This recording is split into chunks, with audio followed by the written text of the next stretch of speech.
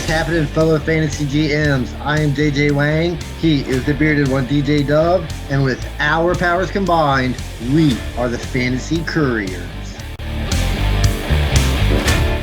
Super Bowl week, JJ Wang. You might be the one that gets it right this year. I'm still living off of my Rams pick the other year. You had your 49ers in there. What do you think? Are they going to pull it off? Well, I hope so, but I've been rooting for the 49ers for like 3 years in a row, so hopefully I get it right eventually. It's going to be tough. They haven't been playing the greatest in the playoffs. They've been having to come from behind. That's not really how you want to work against the Chiefs. Just tired of hearing about the Chiefs. It's kind of making me sick at the moment. Wait, the Chiefs or But Taylor Swift or both? the Chiefs, I don't care about Taylor. I don't care about Taylor Swift. But yeah, if the 49ers get behind, I'm not sure they're going to be able to come back the way they have against the previous two teams. So they're going to have to come out. They're going to have to come out on fire and make Patrick Mahomes work. Oh, yeah. Everybody's like, who do you want to win the Super Bowl? And it's like, honestly, I don't care. Every team I rooted for lost this year. The Lions choking just sort of ruined my day. Like that was an epic comeback from the 49ers or an epic choke by the Lions or both, because I was watching. I'm like, sweet, the Lions are going to Super Bowl. And then I fell asleep, and then I woke up and I'm like, wait, this game is tied. What just I thought the 49ers were the better team. So I was shocked that they were getting rolled at that point. But the Lions played the game. You live by the sword, you die by the sword, and they went down doing the thing that they've done all year. So kudos to them. They played their game, and it didn't work out.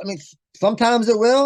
But when you play that kind of game, sometimes it's going to come back to bite you in the butt, and you're going to have to live with it. Prediction right now: do you think that regime will ever get to a Super Bowl? Sure. They were one game away. They were one game away from the Super Bowl. The pretty much the same teams coming back. Their offense is still good. The defense is still good. I think they're still the best team in the North there. Even the Packers are still, so they're going to get the opportunity for the next couple of years. I think they can absolutely make it. Maybe next year that one of those fourth downs actually turns out to work and it wins them the game. So it could go. It could go either way. Plus, they were good, and people are going to want to play there. Free agents will take a little bit less to a point, not zero, but they might want, if they know that a team's that close and they're the missing piece, or if they have the money to spend, they'll jump on that wagon. You're going to hitch to that wagon versus like the Falcons wagon, which kind of a crazy rumor is. I hear, you know who the next Atlanta Falcons quarterback might be? Have you heard this rumor? Russell Wilson. Yes, that'll be. I think that could that help Drake London? Russell's not Russell, but Drake London won't have Ritter not throwing to him. I think it's going to help everybody on the offense. Wilson's better than Desmond Ritter. Wilson's better than Taylor Heineke. I don't know about how much, but I think he is better. So we'll see. I think it'll help a little bit. If Russell Wilson plays like he did in Denver, it's not going to help a whole lot. It'll help one player get lots of touchdowns, like Cortland Sutton. Yes, I think it'll help. I think it'll help them all a little bit. As long as it helps Drake London, that's my dream there as they go on. So yeah, really all the other major news, nothing big. It's Super Bowl week. Next week we'll be recording prior to the Super Bowl so we can watch all the great commercials and watch Usher at halftime. My daughter said, "Who's Usher?" I said, "Is that who the halftime is? Usher? Usher is halftime." Oh my God! They're never gonna top the old Dr. Dre halftime, or back a decade or a couple ago when they were getting like the top-notch artists from current times, like when Michael Jackson did it, or you had this. There were great shows back in the day. Usher is fine, but Usher doesn't exist anymore. Like it's not going to get me to watch the halftime show, so it really doesn't. You'll be in bed. It does. Maybe. If that's what I got to look forward to, I'll definitely be in bed. Remember, I wish they would do the thing that a couple years where they did like the wrestling halftime show. WWE. Yeah, I think it's about time that they try something different. I think the halftime, it's way too long. It's annoying. I think it just ruins the flow of the Super Bowl. I know it's all about money and the show, but at some point it's too much. And I think it's time they try something different, something that's more relatable.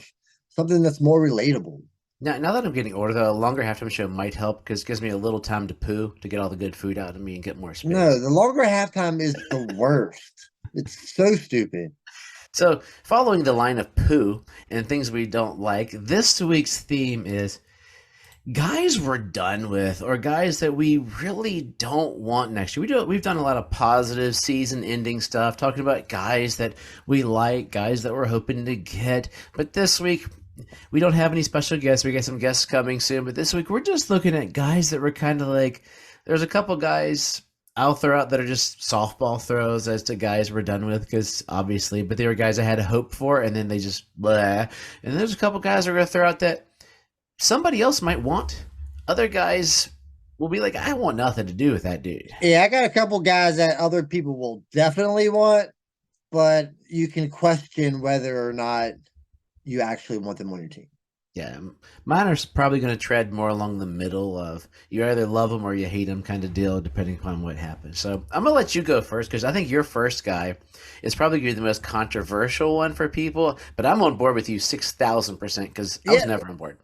All right, so like I said, I'm not going to say I'm completely out on because I will have him on my team if the situation arises. Right, I'll give in. I'm in enough fantasy leagues where I can take a chance on a player here and there, but I'm going to go with Anthony Richardson. Now, Anthony Richardson is projected like top six, seven quarterbacks. He played in 4 games last year. He only played in 2 games where he played the whole game. Now, granted, those 2 games, he was a top 4 quarterback. The rushing capability is there. He did show some passing ability, but the injuries mounted up real quick. They ended up missing. He ended up missing the rest of the season. So while you might not be completely out on him, so my question is, are you out on Anthony Richardson being that at quarterback 7, you're drafting him pretty much in the first round? Do you want to risk your dynasty league on a quarterback that you don't really know what you're getting? So that's where I'm out or in. So what are your thoughts on that? So as you're saying that, I was pulling up the Fantasy Pros Dynasty rankings to look at that. So I'm going to run you some names, and you say, would you rather have Anthony Richardson or this guy? And these are the guys sort of around him. And also just everybody, as you hear us say, we're talking, at this point, it's off season. We're talking Dynasty. So we're looking at if you're not into Dynasty football, get into it for number 1 starters. I might have a buddy who might jump into our league with our opening. But that being said, if this is dynasty season. Fantasy is a year-round sport. We're like the NFL. So if you're a redraft person, keep listening, enjoy this, and then start a dynasty league. If you're looking for some, we can help you get into some. But it's the greatest thing. So Anthony Richardson currently on Fantasy Pros is the number 7 dynasty quarterback. Before him, the top 6 are Josh Allen, Mahomes, Hurts, Lamar, Stroud, and Burrow. Would you want him over any of those guys? Now, this might be another little hot takey, but I think Jalen Hurts is going to fall a little bit over the next couple months. And I think Anthony Richardson, Jalen Hurts might be closer because I'm feeling the same way about Jalen Hurts that I kind of do about Anthony Richardson right now. So I think I'll probably still go with Hurts, of course, but I think those two are much closer in my reality. Man, I can't wait till our next guests come on. That could be like full-fledged Philly fanatic craziness.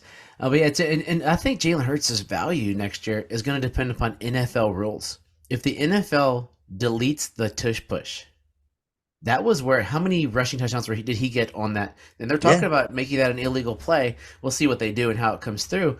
That's that moves him down a handful of spots because he's got to really run for the touchdowns versus having a bunch of big guys just push him over a pile. And I mean, I think eventually it's going to get him hurt, but I can see where you're going there. I'm just not big on Richardson. I don't know what it is. He just doesn't pass the smell test for me. Okay, I'm going to name a couple guys. You tell me, would you rather have this guy or Anthony Richardson? Oh, our new favorite player, Jordan Love or Anthony Richardson? That's a tough. I think I might. Oh man, that's a tough one, especially if you're going to draft them in the first round. It's hard to draft Jordan Love as a first round quarterback like that.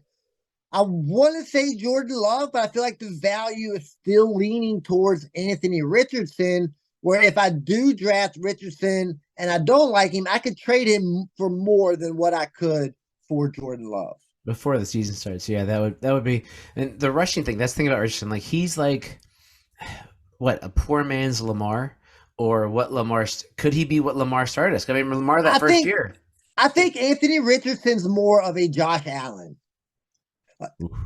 Like, you know, that big, because I mean, you gotta look, Josh Allen was not a great quarterback. Oh, he was terrible for the first 2-3 years. Yeah.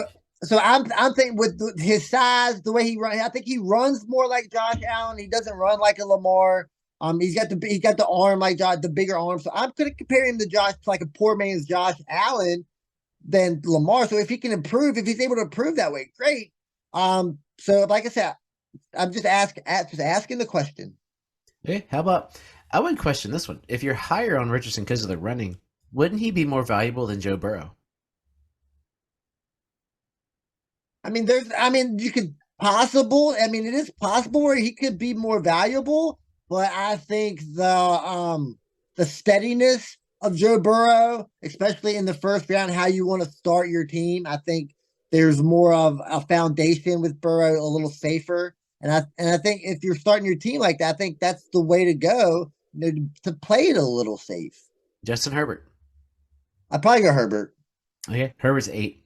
Jordan Love he's snuck into the first round. He's number 12. Absolutely. This guy who I think's lower, but I think he's going to score for you and he's going to get paid. Jared Goff. Where would that be? I'm taking Anthony Richardson over Jared Goff. I'm not. How far apart are they though? Like if you're looking at a passing first offense that will, you know, I'm not taking Jared. I mean, Jared Goff is a clear QB2 while he's being drafted. He might end up as a QB1, but I think Jared Goff is a clear QB2 being drafted. I don't think the value between Jared Goff and Anthony Richardson is really all that close. What about Kyler? He's going to be QB1 there. He runs more. His problem is he doesn't have receivers yet, but somebody's going to sign there. But is Kyler close? I think it's close. I mean, of course, with Kyler, it's just like Anthony. The injury concern is there. I feel like Kyler's hurt every year, and that tends to scare you. So I'm not a huge fan of Kyler. I mean, he puts up huge fantasy points in second halves of games. The first half looks terrible. Garbage time, baby. He manages to fill you points. But I think I'd probably still go Anthony Richardson there if I'm drafting, because that one's pretty close. I mean, you've essentially basically made Anthony Richardson number 8, because I know you won't take Dak. I know you won't take Trevor. Jordan, I think Jordan Love would be close. Justin Fields, depends where he plays. Yeah. Could move up and down. See, I'm really hoping at that point I'm able to get one of like the top 5 or 6 picks. You know, once it starts getting into that second half of the draft, that's where you're really going to have to start working. And then you have to start thinking a little more like, who's your guy? Do I like this guy? You know, do I like that guy a little more? But that second half, first round quarterbacks, the beginning of round 2, it's gonna be tough picks. Final one, then I'm gonna lead into my guy, Brock Purdy. Can you say it? You know, had to make it. If you don't listen to us in your first show, JJ Wang has some Brock Purdy love. He loves him Purdy. And Purdy would be MVP if it wasn't for 4 interceptions. I mean, let's be honest. I mean, I love Brock Purdy, but I love Brock Purdy, but I love Kyle Shanahan more.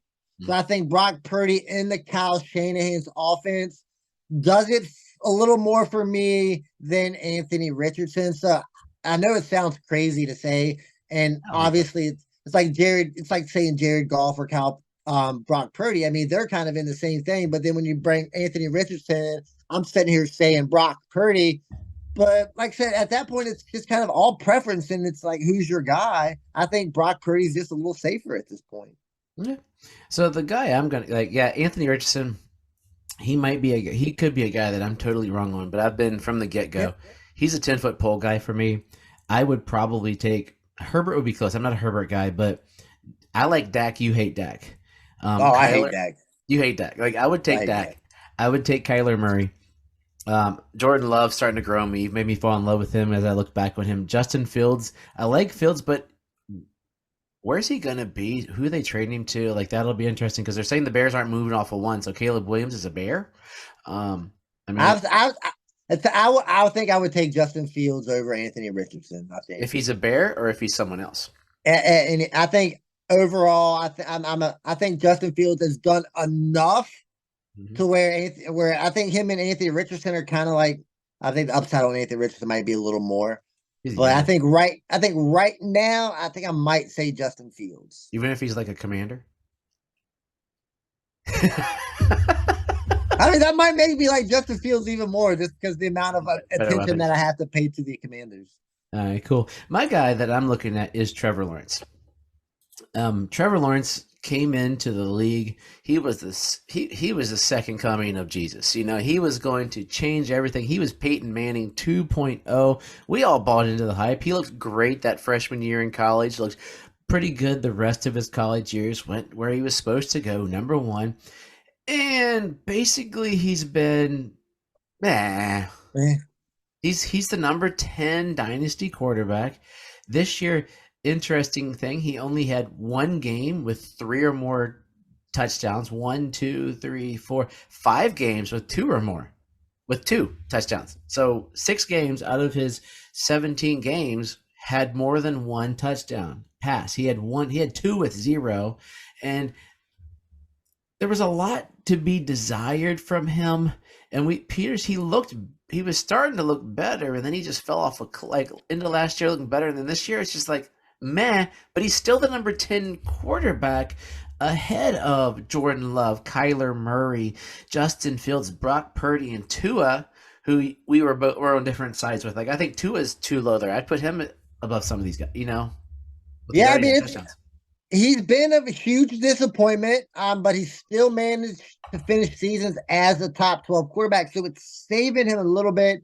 It's keeping people on the train long enough to think that there's still hope that he hasn't like completely fell off to where he's like quarterback 20. But it's been a huge disappointment. He makes some very, very questionable throws when you watch him play. Like, why in the world did he do that? Of course, he was the second coming quarterback of the next Andrew Luck, the next Peyton Manning. So yeah, it's been a huge disappointment. So off of Trevor Lawrence, does that throw any shade when they say Caleb Williams is the next Andrew Luck? Does that worry you at all, or are you just going with the motions? I would rather have Anthony Richardson than Caleb Williams. I have no like everything about him other than human talent, physical talent. Everything else about him stinks. There's something like I have this feel of just like something doesn't feel right about this guy being so good. He seems like a Terrell Owens in a quarterback mode, like just a team record because he wants like all these demands he has. He's nothing. He is a great college quarterback, and he's trying to come into the league and be like, here, give me Tom Brady. Make me Tom Brady. Like it's gonna be messy from that standpoint because he's got to be a leader, and he's trying to take, and he's also gonna be a Bear, is what we're looking at. So that's double. I mean, maybe Justin Fields goes somewhere and becomes Tom Brady, and we turns out it's the Bears because the Bears don't have great quarterbacks. Yeah, but there's a stink in there. That's absolutely. Yeah, but like so since we're sticking with Trevor Lawrence, I'm gonna move on to my next guy because my next guy is his teammate. We can kind of roll them in together. I'm gonna go with Travis Etienne here. I almost put him. So Travis Etienne, he finished as a top 5 running back, right? So that looks great. We all understand. I mean, it looks great. So, but if you look at the way his season turned out, like the first half of the season, fantastic. You know, he was getting touchdowns. He actually was getting like 85% of the snaps. So as a workhorse running back, that's what you want. He's getting all the carries. He's catching the ball. He was getting a boatload of touchdowns. And then the second half of the season came, and it just looked like a totally different running back. Dropped down to 65% snap share. That's a huge, huge difference. The touchdowns came way down. The receiving wasn't really all that great. But I think the way the season ended left kind of like a sour taste. I think that the way his career is going to go, I think it's going to be more the second half of the season than the first half of the season. And I don't know if I want to draft Etienne as my RB1, thinking that he may not finish as my RB1 because he may not get all the carries. What's interesting, like he is the Tyler Lockett of running backs. And I thought, as high as he was early in the season, it was because of some explosive games. Because in the early season, he had some poopers. He had the 16 for 102. He had the 1657 and the 6 for 30. So he had the yards and the receptions, and he was getting the receptions, which was where he's getting his points. Because if you're not playing PPR, half PPR, or something now, then your standard, he's useless to you. He had a later game, the Bills, he had 136 and 2 touchdowns. I mean, he had 1, 2, 3, 4 2-touchdown games. And that was almost all of his touchdowns. That was all but 3 of his touchdowns. So he did it in 4 games. And that to me, that's Tyler Lockett syndrome. I think that's going to be our new standard, for guys that show up or don't show up. And he was the guy I almost put for that exact reason, because Travis Etienne, when he looks good, he looks good. I mean, he's the number 6 right now consensus running back for Dynasty. And I mean, they got him. How about this? He is ahead of Kyren Williams. I mean, it doesn't make. I mean, you can see it kind of make a case just because Kyren Williams was drafted a little lower. Etienne was still a top 5 running back, but I would probably go Kyren Williams over Etienne. I mean, running back. The more I look at it, the gross rate is anyway, because it's. Oh yeah, absolutely. Because I mean, he's ahead of like Kyren Williams and Kenneth Walker are in his tier. It's Taylor, Etienne, Kyren Williams, and Kenneth Walker are in the same tier there. Kenneth Walker was a guy I almost put because it's. No. He's a tricky one too. Because he's also sitting there with Charbonnet. Charbonnet could step up. He's going to be in a committee. We don't know how they got a new coach, so we yeah. don't know how all that's going to work out. Yeah, it's very, very questionable. I do love that Jahmyr Gibbs is number 4. That makes me happy.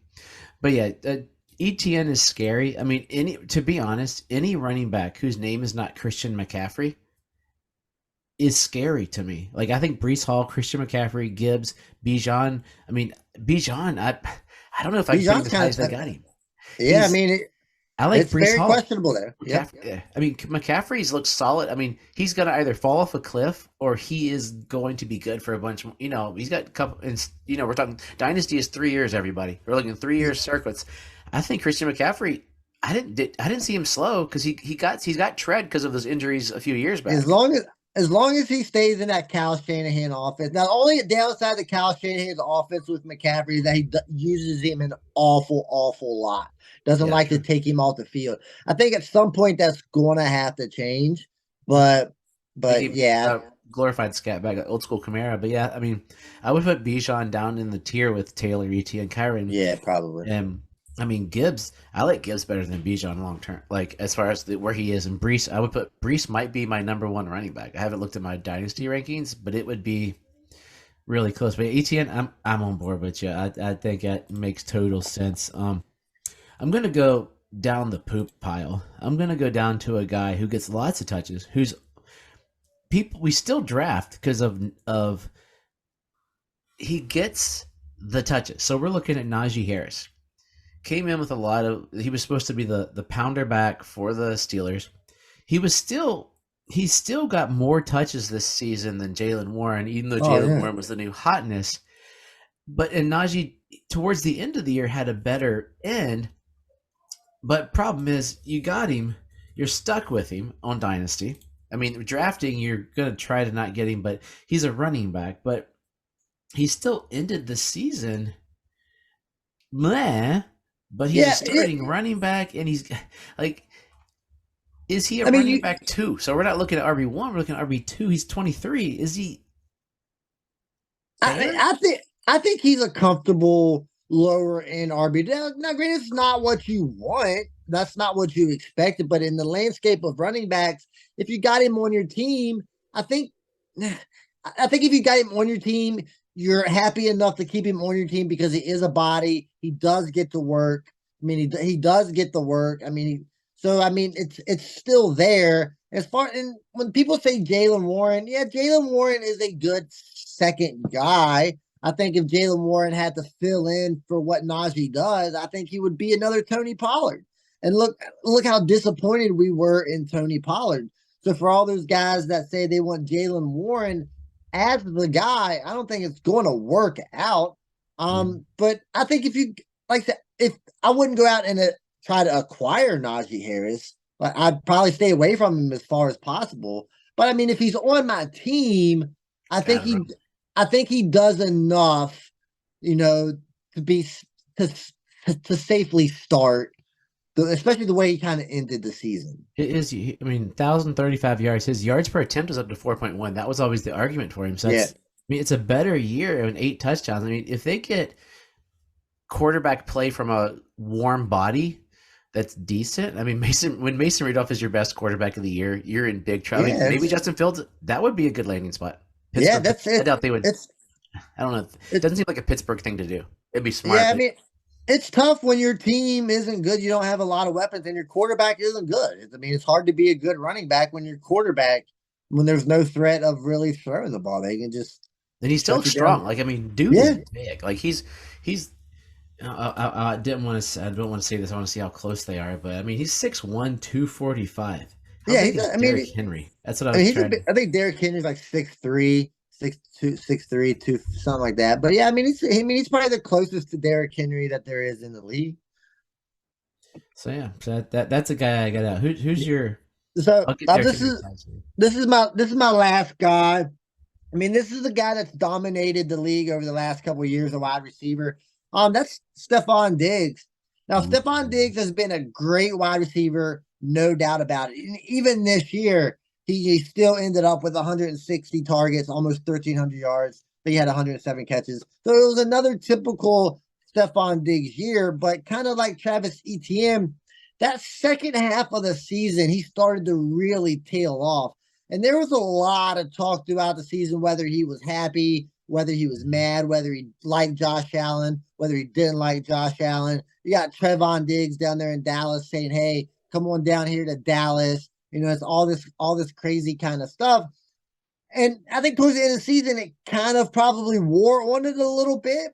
And being 30 years old, I'm afraid to draft Stephon Diggs like he's been drafted over the last few years. And I think I'll completely stay away from that if that's the case, because I think this fall off could be a little more drastic than we're anticipating. Yeah, I mean he's still had a decent year. Oh, he had a great year. I mean, he's still a top 10 wide receiver. The thing is, the first all the way up until the end of I'm looking at upside down. So the start of the year was spectacular. Yeah, I think up until week 11. My stats have been all jacked up because I'm looking at my stats and they're upside down. So my ETN stats, sorry guys, they're upside down. So I mean, he started out strong and then he pooped to bed towards the end of the year. So it's just like, and he didn't look interested. He didn't look involved. I mean, Khalil Shakir looks like the wide receiver one for the Bills. If you can get Khalil Shakir, I think I mentioned that the other week, go for some Khalil Shakir because he's the number one guy right now. And Diggs he didn't look interested. And he's a malcontent at this point. I mean, who's going to want him at this point at 30? I mean, there's definitely going to be teams out there that want him, but I think those teams are going to be disappointed when they get him. Yeah. He just seemed, it's the interest level. Like when a prima donna, when a diva receiver starts to diva it up, it gets ugly fast. Yeah. I just a name to throw out of curiosity. Like I had some guys that just to list in a quick thing was like Calvin Ridley. I mean, he's dead to me. Cortland Sutton was great this year, but he got touchdowns. You can't chase touchdowns. Gabe Davis on that team. Bills were touting him as top. We love some Gabe, and he looked terrible. Curious name. Cooper Kupp. Yeah, that was going to be my guy if I didn't have Stephon Diggs. I think. Now, granted, they're not the same player. Cooper Kupp he's a solid workhorse. Yeah, they act completely different. But I think he's more. I think they're both him and with Diggs. I think they're both still solid. I think you can still rely on them. As the mid wide receiver 2, lower end wide receiver 2, probably by the end of the season. I'd probably rather have Kupp than Diggs, just because I think I don't want to say he's a better I think he's a little better player. Be a better person. Might be a better product. Like I don't know. The attitude looks there. Like Cooper Kupp's a lunch pill guy. Stephon Diggs I'd rather have Cooper Kupp's attitude than Stephon Diggs' attitude. I feel like if you don't throw the ball to Stephon Diggs, he's going to get mad. And if you don't throw the ball to Cooper Kupp, he might get mad, but he's not going to say anything about it. I'd rather have that. Yeah, that's it. That name, and actually, what's odd is Cooper Cup is 28 ECR, in tier 5, a tier behind Stephon Diggs, Yeah. which is kind of interesting. Just as looking, I it's mean, just, it makes. I mean, it makes sense. Stephon Diggs is still clearly the number one wide receiver in Buffalo as long as he's I there. just don't think it's And gonna be Buffalo. That's right, where a lot maybe of this not, comes maybe from. not, but right now he is. And then and with the Rams, Puka Nakua is clearly climbing the ladder to maybe be in that wide receiver one. So there's um uh more places to throw the ball there with the Rams right now. So I understand why Diggs is higher than Cobb. And before you give us your wisdom, I want you to take a guess. If anybody's looking, I'm just looking at Fantasy Pros, guys. ECR, Dynasty rankings, PPR, full point PPR. Where do you think Puka Nakua falls? What number or tier? Wide receiver, is that what you like as a wide Yeah, wide receiver receiver. or Yeah, just wide receiver. overall player? I mean, I think at that I'm pretty sure they probably got him as a top 12 wide receiver at this point. I mean, it's probably maybe top 10. Yeah. I mean, 8. he's getting a lot of love. I mean he deserves it, but you also got to bring caution with it too. Because Um Cubs. yeah, I mean he burst onto the scene. We've seen this kind of stuff before where receivers come in and just absolutely kill it. We're all in and then they just kind of like tail off a little bit. So I don't know if I can draft Nakua as the eighth best receiver in the league. Well, I'm all about it. You know me. Oh, I'm sure you are. I'm a Nakua. I've been looking at like Nakua jerseys. Like, do I get a Nakua jersey just to have one? Because I love me some Puka Nakua. I mean, but you look at who he's ahead of. It's like Ayuk, Olave, Waddle, Pittman, Devonta Smith, T. Higgins. So it's not like he's ahead of Jerry Rice. But I think the best thing he has going for him is Cooper Cup. Like, I think Cooper Cup seems like the kind of guy that's going to teach him, let him grow. Oh, I think like, the best thing he has going for him is Sean McVay, Okay, but but having both of those guys, Cooper Cup does help out. Yeah. yeah, they both are there. So yeah, those are some guys we got. We could go through. We could go through other guys that just frustrate us, but you've listened to us long enough. JJ, give us some wisdom and let's rock and roll.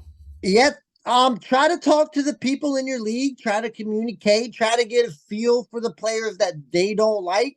Maybe they're the guys that you like, and you might be able to sneak those guys from them, on the cheap and bring them to your roster. Because, like I said, one man's trash, one man's garbage is another man's treasure or whatever. So, guys, I might not like, somebody else might like, somebody they might not like, I might like. So, try to communicate with your guys in the league. You might get a heck of a steal. So, as always, trust yourself and trust the process.